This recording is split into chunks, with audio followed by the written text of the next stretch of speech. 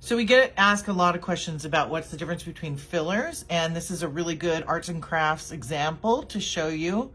We're going from thinnest, meaning less proteins in there and less plumping, to the most fullest.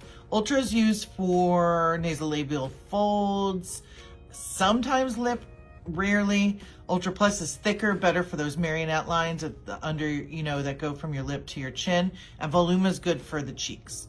So I just wanted to squeeze some out and show you so we can see the difference. So this is the Ultra. This is the lightest one.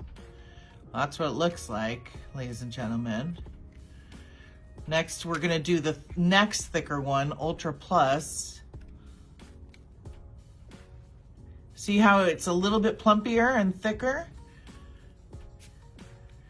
And then the Voluma, which is the thickest, the one for the cheeks. You see that? It's just, you could see it kind of is held together tighter and looks a little bit thicker. And then if you compare them on the paper here, you're gonna see the difference.